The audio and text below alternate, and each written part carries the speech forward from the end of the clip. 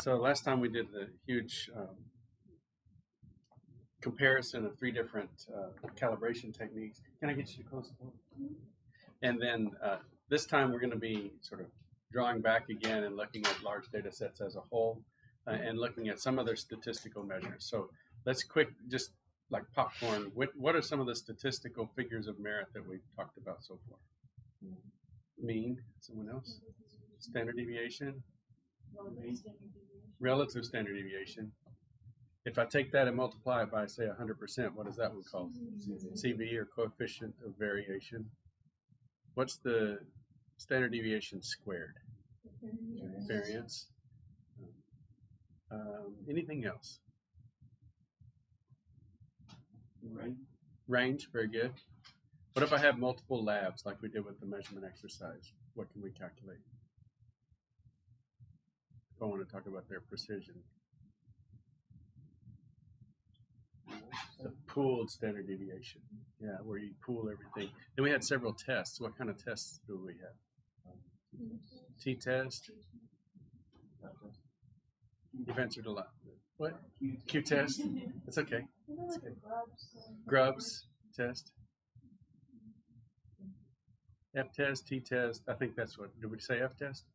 Yeah. What does the F-test test? No, it uses them. It tests whether the means are what? Yeah, statistically different or the same, yeah. And then the t-test tests, wait. No, the f-test tests what? It was not where the variances are the same. In other words, do they have the same precision? What is the t-test test? Yeah. So it's nice if you see the name of this. A lot of times it says t-test for equal means. So that's great. Sometimes people just say f-test, but they mean f-test for equal variances. So that's good. All right, very good. So today we're going to talk about tests for normality and skewness and a thing called kurtosis. And we'll try to understand why those might be important. Okay? Good. So this was our data on the trainee from our cocaine set of data. And so this was the Minitab output for that.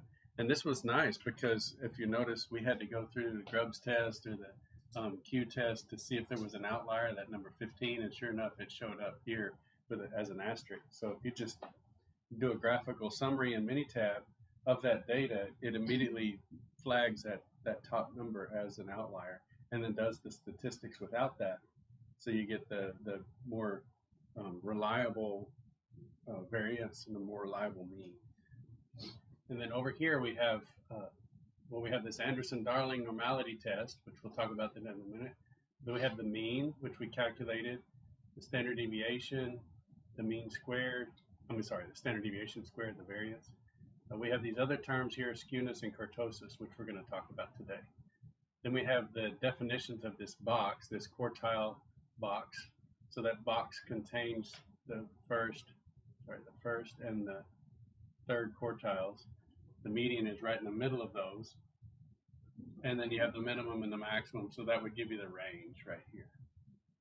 So these little box and whiskers plot, this goes from the maximum value to the minimum value, and then this is the, the first quartile is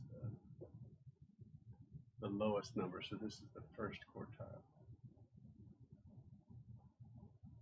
This would be the second.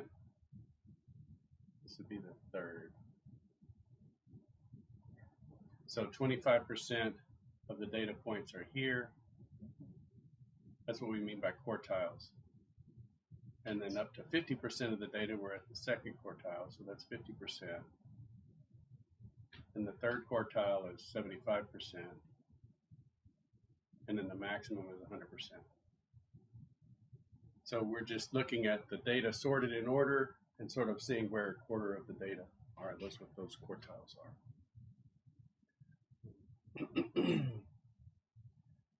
And then down here are the confidence intervals on the mean and the confidence intervals on the median. I do not know. Well, the confidence intervals on the mean, we know how to calculate. Those assume that Gaussian distribution, and we do plus or minus 1.96 for a 95% confidence interval. But on the median, I don't know how they calculate that. So it's nice to see, but I'd have to go to the Minitab help and see specifically how they calculate those confidence intervals on the median.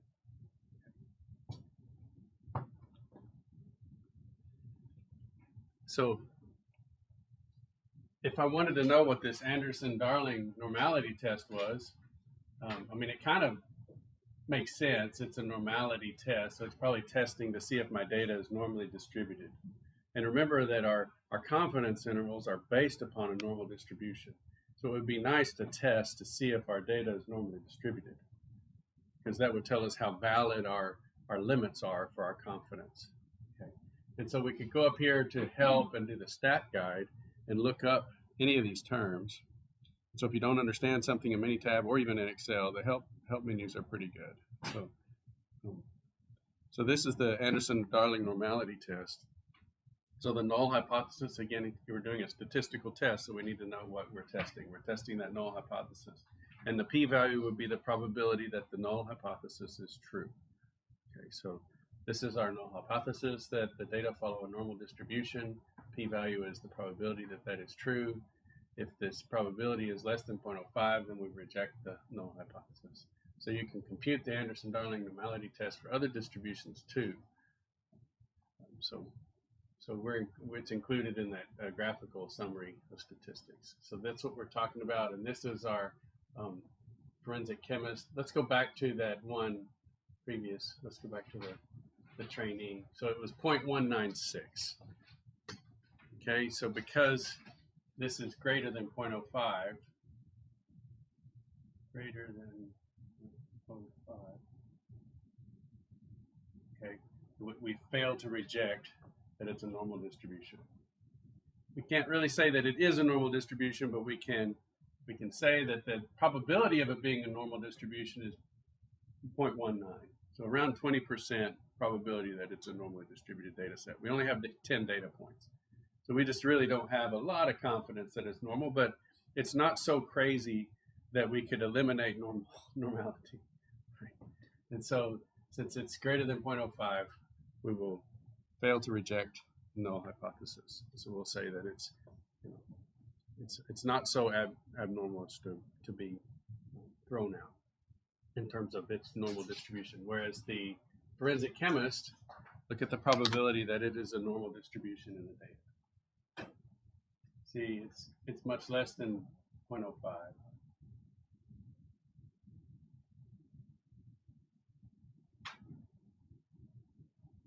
So we reject the null hypothesis. So we would say it's not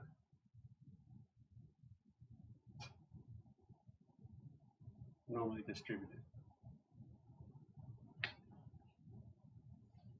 Now, what is wrong with the data? I mean, this doesn't necessarily mean that the data is bad, but it's not normally distributed.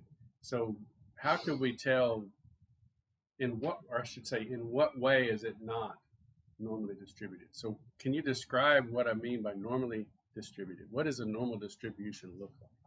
So this is where I want you to try to engage your brain. Stop thinking just like, okay, we're testing whether it's normal or not. Well, what does normal mean? Symmetrical about the mean. Yeah, symmetrical about the mean. So you have a mean in the middle, and it's symmetric on both sides. You see how that makes that is critical to our assumption for our confidence intervals, right? Because we're saying the mean is here plus or minus the same number. So we would say, if we're going to say it's plus or minus the same number, we're banking on there being an equal chance of it being high or low. If it's not normally distributed, there may not be an equal chance that it's high or low. And in case we look at this, look where all the data is. We've got a bunch of data down here. So this is the bulk of our data. And then there's a few data points up here. So it's not equally distributed around the mean. This is the mean. And, there's a lot more data on the left. And we've got these trailing peaks over here. So this is what we would call a skewed data. So it's going to come in this skewness value. So that's how we determine whether the data is equal on the left and the right of the mean.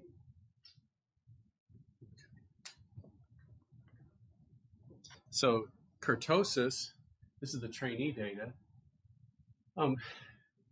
It has this kurtosis value. Notice how this could be two distributions.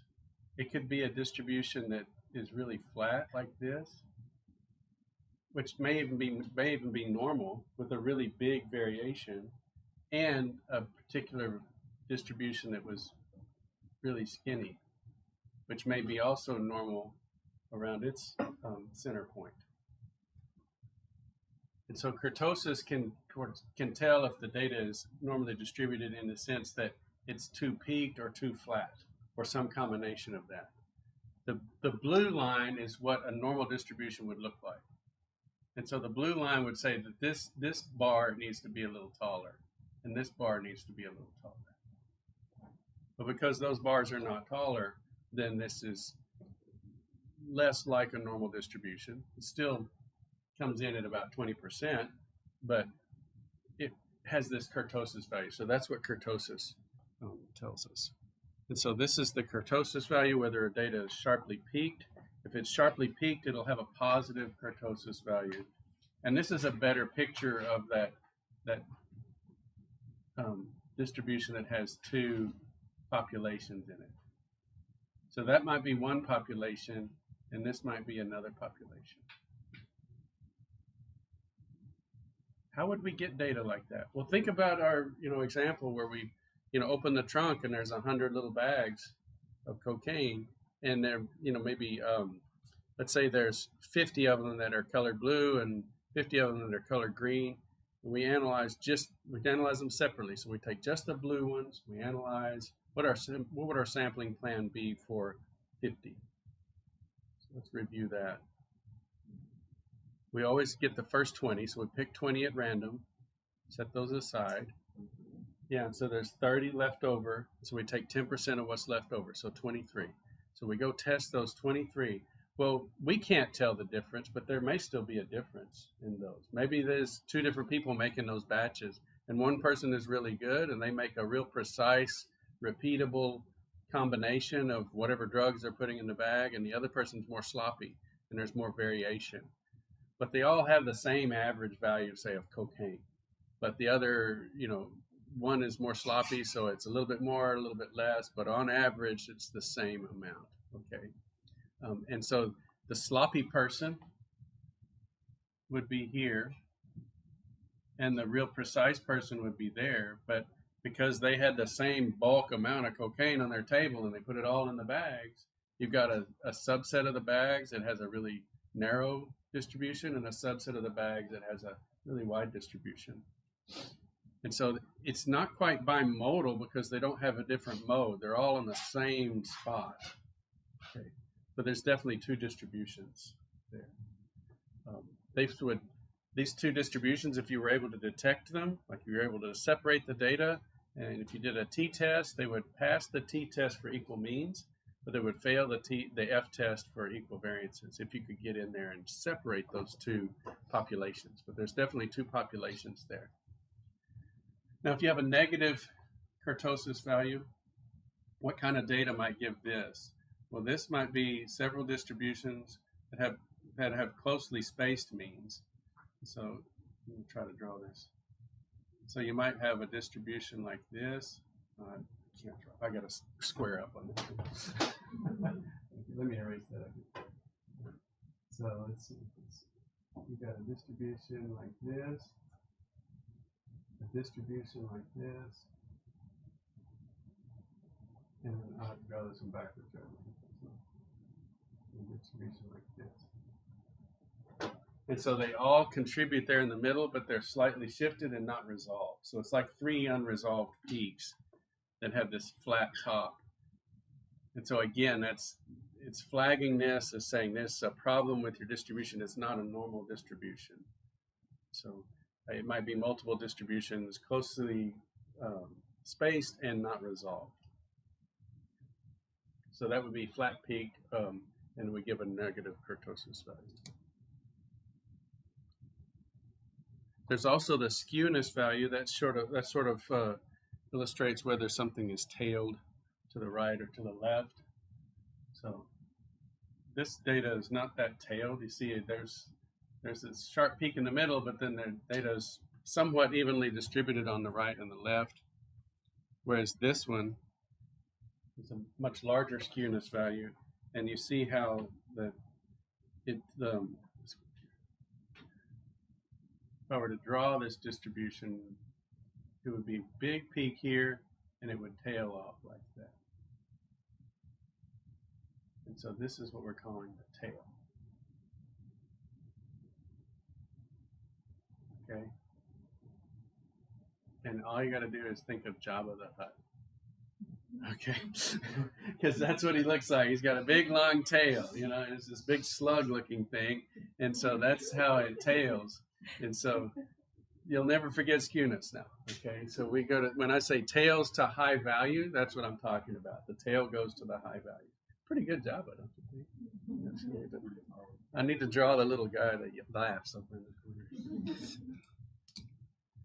And so then, and so this is positive is right skewed. So if it's a positive skew value, it's going to the right. Well, what does right mean? I think that's bad when we say right and left skewed, because it depends upon how you plot the data. And so if we usually think that data is plotted from low to high values, then this would be skewed high. So this one up here, the skewed right would be skewed high, and skewed left would be skewed low. And there's examples with data is typically skewed high or is typically skewed low. They give a couple of examples here. And so salaries are almost always skewed high. So salaries are a classic example of data that's skewed high. And then, what does it say? Yeah. Light bulbs, very few will burn out right away. The majority lasts quite a long time, and so you just have that skewed left. We also, mortality is also skewed that way. So we'll see those examples. I went out and grabbed some data. So here's the salary data. It has positive skewness, and these are the bins. So this is, let's talk another thing too. These are called histograms, okay? Or frequency charts. So this is a histogram. I don't know where that name comes from, but that's a histogram. And every histogram has these bins. So the data is, you know, continuously variable data, meaning salaries can change down to the penny. And so how do you want to group your salaries? So these individual groupings are called bins, or categories, but this is down here, this is called a bin.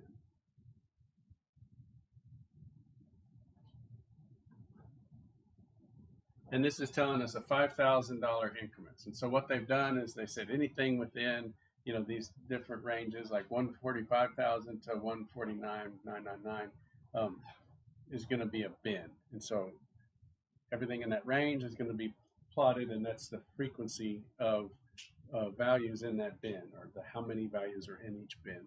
So that's what's being plotted. So let's see. And so there's several terms, some new terms, figures of merit. The most probable is right here.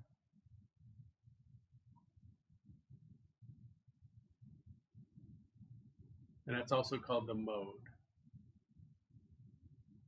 Okay, so we talk about the mode of the distribution, that's the most probable. This is the median right here. It doesn't have the mean listed on this, but when you take the mean, now, do you know the difference between the median and the mean? You know how to calculate the mean. You add up all of the values and divide by the number of data points, okay? So that's the average value or the mean value. And when you get up here, when we're adding up all the salaries and then dividing by the number of employees, these salaries up here, like 250,000 and above, okay? So this is the executive suite. Those folks are going to skew that mean and draw it up because it's an enormous number. So the mean is always shifted from the median, and so the mean might be right here. Let's just say it's right here.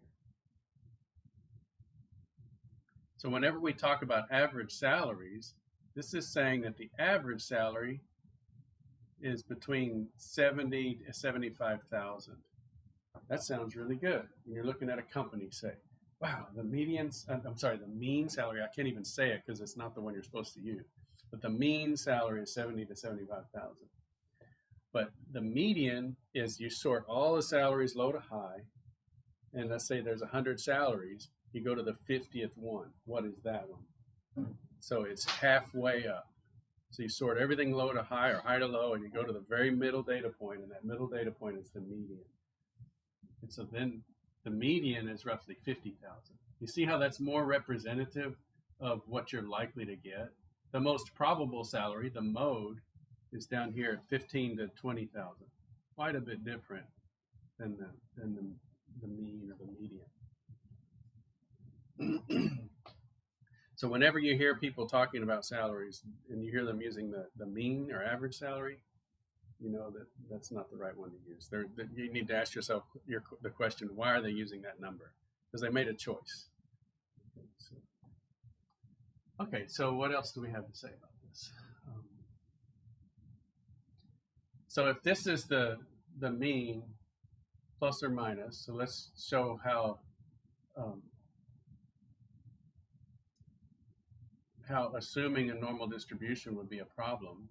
So here's our mean plus or minus. If we were assuming that was a normal distribution, then the normal distribution would say this is the most probable.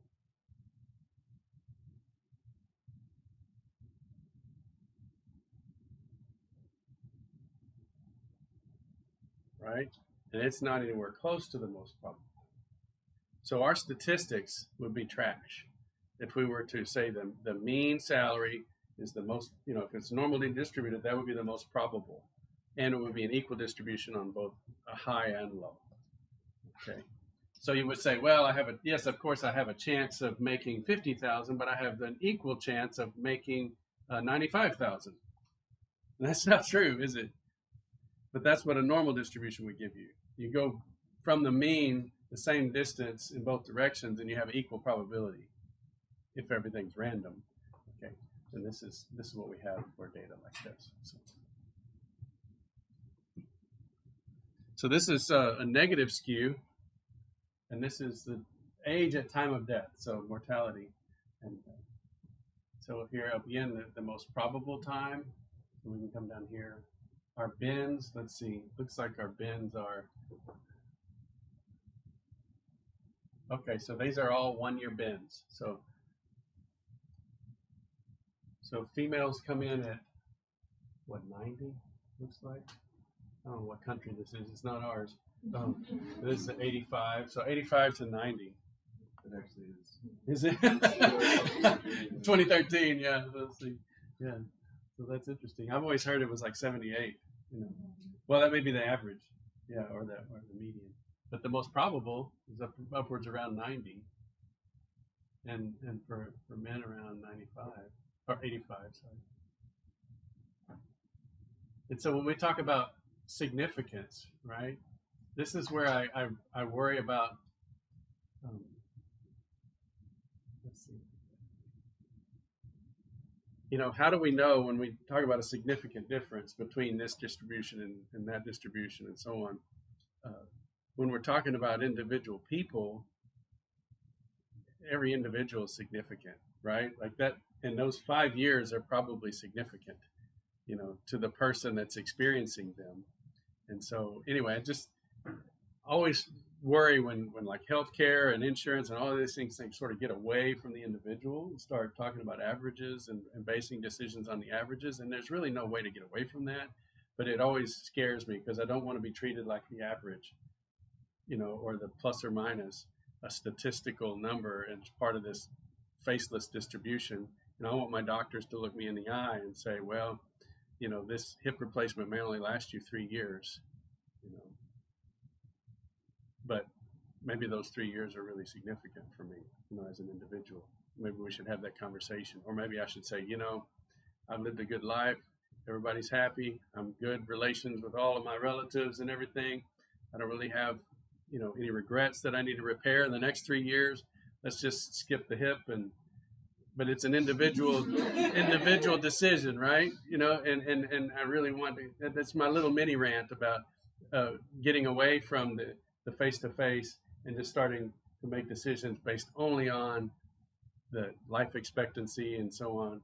Maybe I'm one of those dudes that's going to live to 105. You know, not likely, but there's a chance, right? It's like Jim Carrey said, "You're telling me there's a chance, right?"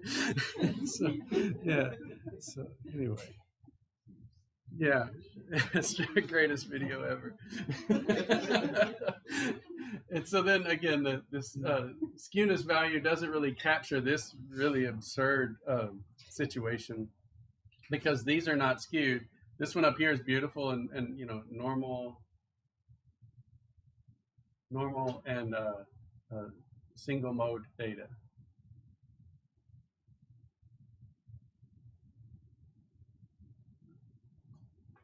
And this is bimodal.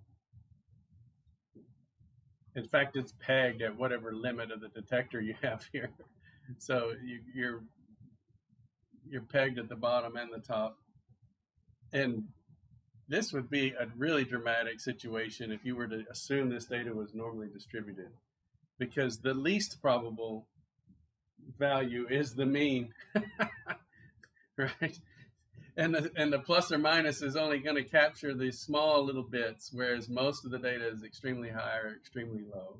And so this would be multi-mode data. This is bimodal.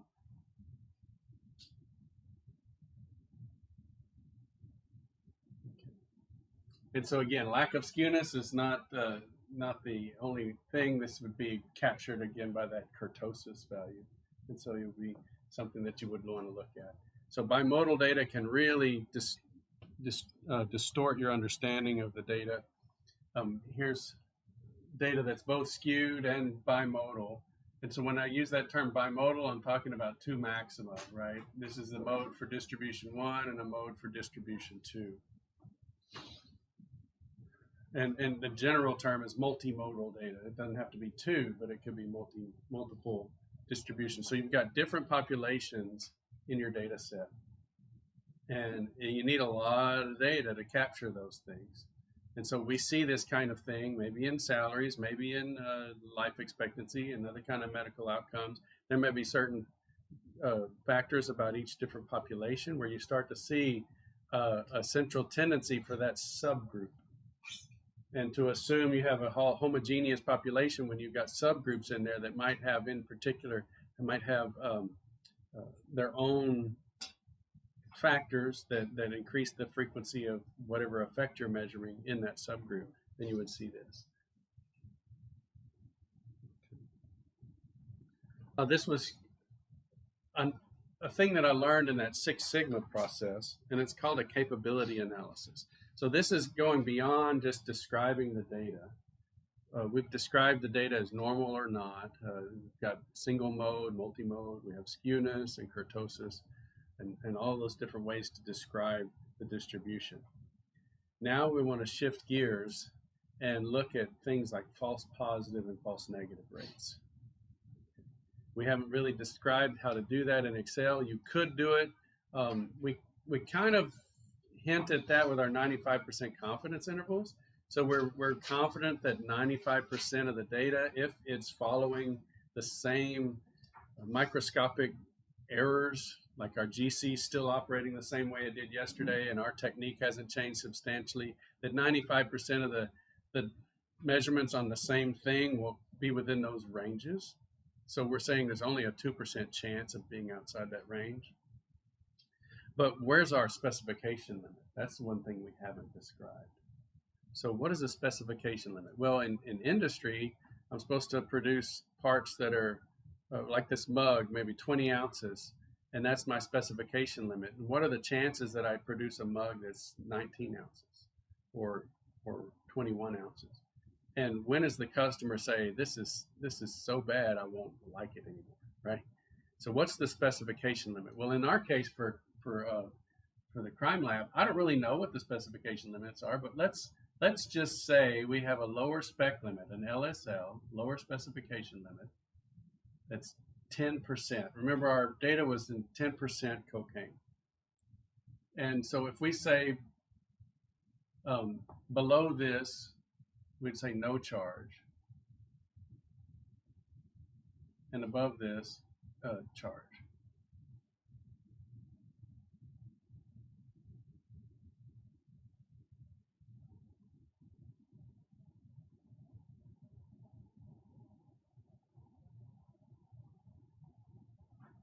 Okay, so we're sort of, and I just made this up. I don't know what situation this might occur in. I mean, 10% cocaine might be a lot, but it depends on what you're testing, I guess. Money has a lot of cocaine residue on it, and heroin, and meth, and so on. And it's so common that you're not going to be charged if your money is detected to have drugs on it. Like they basically said, we can't charge somebody for having money with drug residue. And so, so there is a situation where you might detect cocaine, but it's not enough to charge. Okay, maybe it's dripping off your money, maybe then. So that's kind of what we're talking about. It's less than 10% or greater than 10%. Just for this purpose, we've got a specification limit. This is the data for our trainee. Okay, look how the tail hits that 10%. Okay, and so we have a chance of a false negative rate here. So we know the sample, because we've set this study up, we know the sample was 13.2% cocaine. So we gave the technician 13.2% cocaine sample. That should be a charge for possession. And because their uncertainty is so broad, there's a chance they'll miss it, that they'll get a less than 10. They'll get a 9.8, and it would be a no charge when the actual object had 13%. You see with the specification limit, at least in the thinking, that's what we're talking about. Okay. In fact, here it is. This is in parts per million. Below the specification limit is 972 parts per million. So that's 0.09%. Okay. So about 1 out of 10 or 9 out of 100 times, they'll miss it if the real concentration is 13.2% with their uncertainty. Everybody understand what we're talking about? Okay. What do you think it's going to be for the forensic chemist? They had the same means, pretty much. Not quite exactly the same, but they were very close. But the forensic chemist had a much smaller uncertainty in their data. So let's look at that. This is the forensic chemist, and there's the specification limit, 10%. And theirs is coming in at 0 parts per million, okay, to 2 decimal places. Now, we know that if this was a 5, it would have rounded up to 1, okay? So, I could say 4.9 or something like that. That would be the worst case scenario, right? If it was 4.9, they had to round to 2 decimal places. And so we're saying that the forensic chemist had a false negative rate of less than 0.005 parts per million. Yeah, 0.005 parts per million, not percent. And so they could do, let's see, it's 1 million, this is 10 million, that's 100 million cases. They could do 100 million cases that had 13.2% cocaine in them, and they wouldn't miss any of it as a false negative. That's good. So now you can see the difference in uncertainty really matters. And so this, what I was talking about, the Six Sigma operation would be 4.3, sort of the gold standard.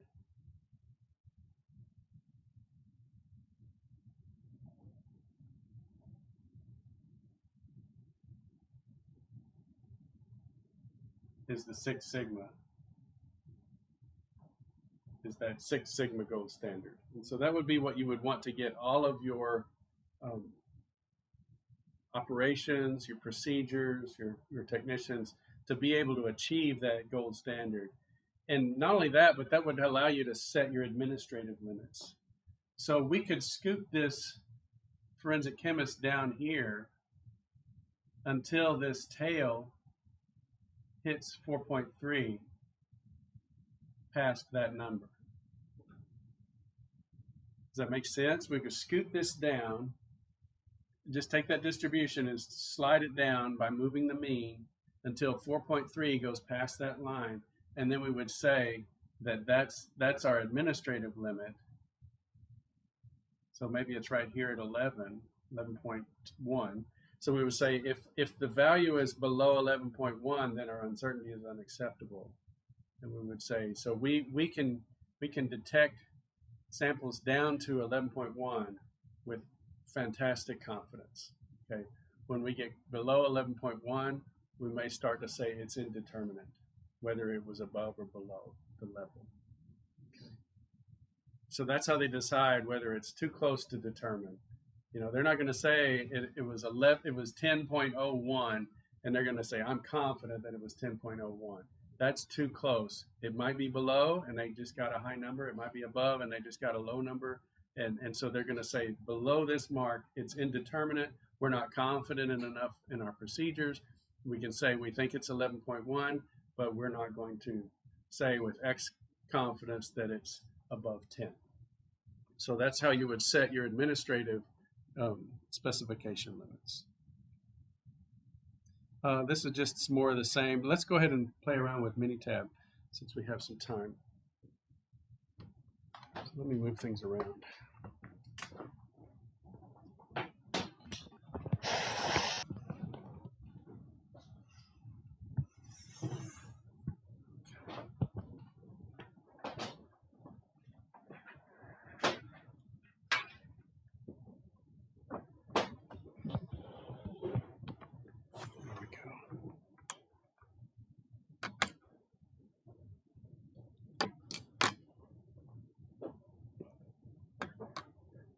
So this was Excel. This was what we had in Excel. Let me turn some of these things off. Okay, so here's our Excel sheet. Let's see. Can I see the mouse? No, that's still up there. Here's what I got to do. Bear with me, because when I take out the slideshow, it's going to mess with my computer. Let's cancel that.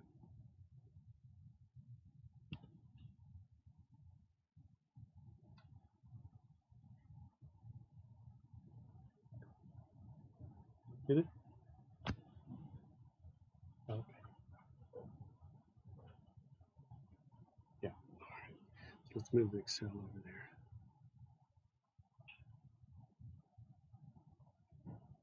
Yes. Okay. All right. So here's our Excel sheet.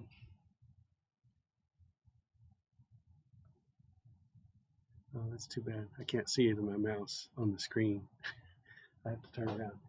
So here's our data, and then we went through and we had to enter in formulas for all of those different pieces, those figures of merit, and it was pretty tedious.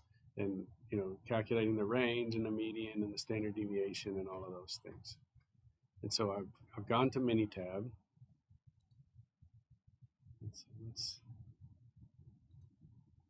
Let's put it over on that screen. This is what Minitab looks like when you get that. Yeah. Okay. And so notice over in Minitab, we've got this area up above. Let me scoot it around. And then we've got our data. And you don't enter formulas in the Minitab. So it looks like a spreadsheet, but it's not. You can just see the data. What you need to do for Minitab is come up here and you can do like stat.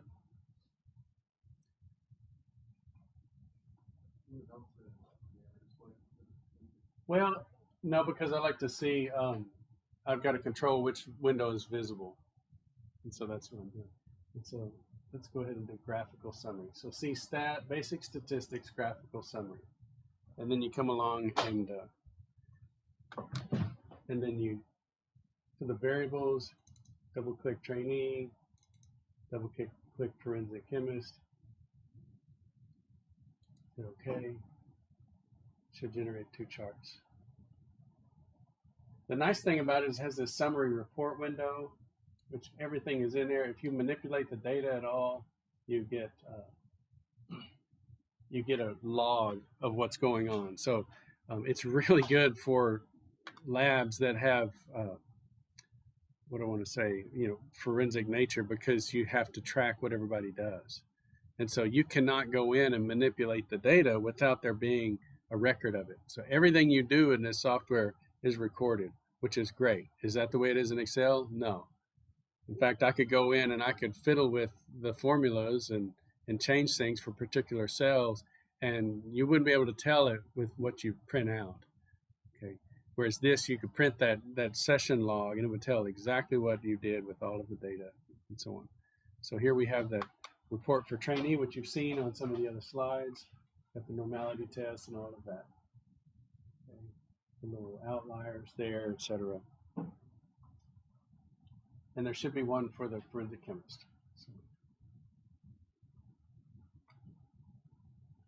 So it's pretty straightforward. Yeah, let's try that with the mirrored view.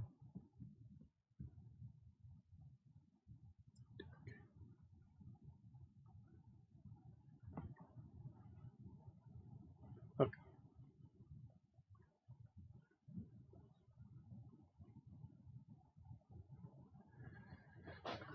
Let's play around with some of these others.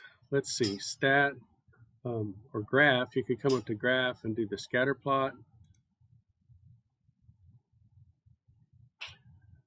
We have two different columns, and so let's see, we could do with groups. Let's see if it allows us to do groups in different columns. Okay. No, it doesn't look like it will. Let's go back. Graph, scatter plot, and let's do with the line connected. And we'll pick the trainee. No, this is, sorry. I'm looking for individual plot. Dot plot, that's it. Multiple Y's, simple.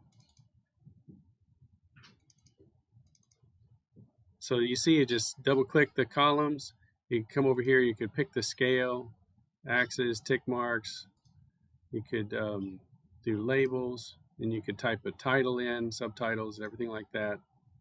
Data options. It's nice to have a reference row. Let's see where we can find that. I don't see it. And let's hit go. Yeah, so this is a dot plot showing the data on top of each other. So that's pretty cool.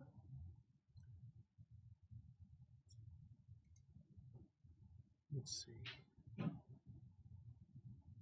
Here's the box plot. Multiple Y's. So when it says multiple Y's, it just means is everything in the two different columns. Okay. I could have just as well put the data in one column and had a column that labeled forensic chemist on all of those rows and trainee on all of those rows. And so all the data would be in one column. And then I have group labels. So I'd have a label column, which was the forensic chemist or the trainee. So there's different ways that you can have your label grouped. Okay. And let's go. Yeah, so this is showing them next to each other on the same chart. Let's see. Oh, that's nice. Okay, so I'm trying to find out how I can put a reference row in here. Let's see. Add reference lines. Here we go.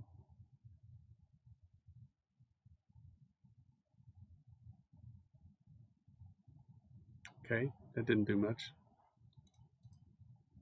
Let's try it again.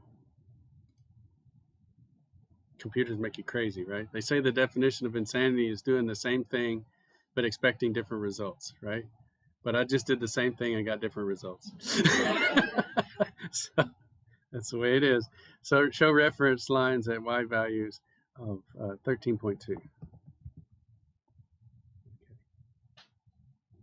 So there's our accepted value.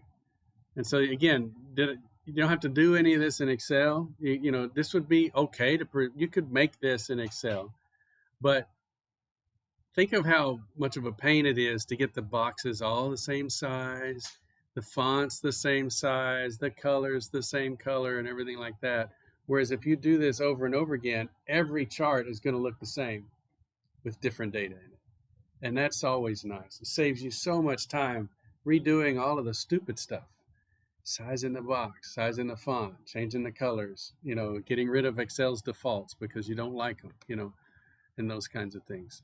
So Minitab really should give me a commission on this because it's turning into a commercial. Okay. There's a lot of other tools on here beyond the basics. One I'd like to touch on is the design of experiments. There's not enough time to really go into all of that, but just think about if you have, let's say, an instrument and you want to test different flow rates, different inlet temperatures, different internal standards, different, all of these different things that you want to change, and to fill out, so you do the flow rate with all of your different analytes and all of your different inlet temperatures and so on, and then you change the flow rate and have to do all of that again. So if it's, let's say you just have two things, the number of factors you have, it goes as 2 to the number of factors. So that's not a problem. If you have two things, you've got to run, you've just got one factor, you've got a high and low value that you want to test, that's 2 to the first power. Okay, so you have 2 experiments to run. You add temperature on there, say, and now you've got 2 factors, so it's 2 squared, you got 4 to run. If you add a third, now it's 8. Okay, if you add a third, now it's 16. It doubles every time. And pretty soon, your experiment, to cover all of those corners of all of those highs and lows, it just gets ridiculous. And it's costly because time is money. And so let's say you have a 4-factor and it's a 16 run thing. Well, that 1 factor you've done high and you've done it 8 times. Do you really need to do that high value so many other times? You've got 8 runs on that 1 high value. So there's already some statistics with that first factor being high, and there's statistics with the first factor being low. So you don't have to complete all 16. That's the magic of statistical design of experiments, this DOE thing. Okay, when you get to do a partial factorial design, okay, you might be able to test 4 factors, but only have to do 8 runs. And this will tell you how to set that experiment up. You put in your factors and you say, generate a randomized protocol that will tell you which ones to do first, which ones to do second, and so on. Because what you don't want to do in any of these experiments, let's say you're doing a temperature study and you do all of the low temperatures first with all the different factors and all the high temperatures second, last. What have you done? You have convolved temperature and time. And so if the instrument drifts over time, you now call that a temperature effect. And that's a problem. So you don't want to convolve time with any one of your variables. And so this will help you do that. It'll set up random changes in the instrument to go through your 4 factors, and it'll make sure that none of those are convolved with time, because time is a really tricky thing. If your instrument drifts and you've got any one of your factors that is convolved with time, then it's going to be convolved with drift of your instrument, and you won't be able to detect it because those variables are convolved. Okay, so that's a really nice thing. You have the ANOVA stuff. We do that in Excel, but this is the ANOVA output from here. You have the quality tools, which I just showed you in terms of the capability analysis.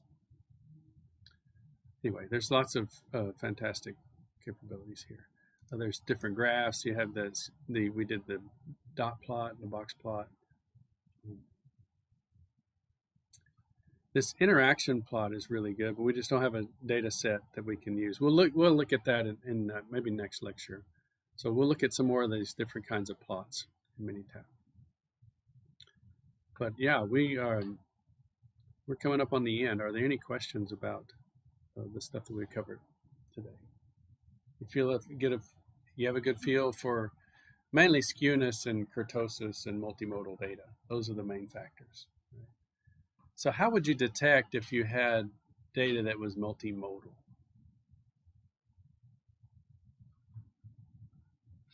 So it had two populations buried in it.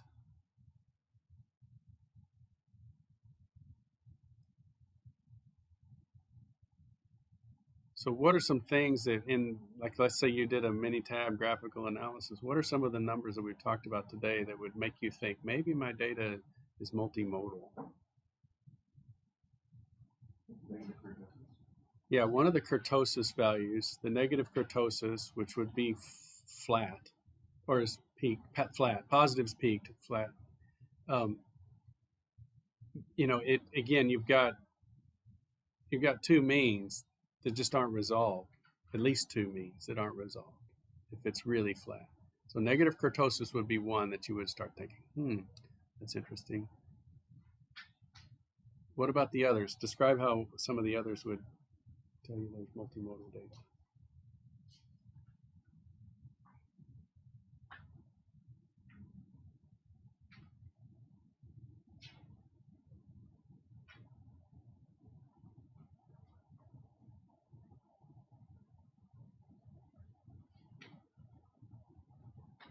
Let's just have some fun and type, let's make a third column, whole lab.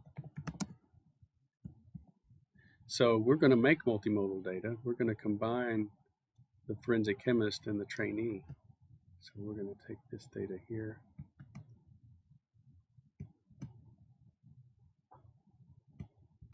So now we know there's two populations in there. Let's see what the data looks like. I've not done this before, so this is exciting. Okay, so we'll do the stat, basic statistics, graphical summary. We'll delete all of that and double click on whole lab. Okay. Let's see. There we go. Does that show up on the... No, it doesn't. Let's see if I can edit graph. There we go. No.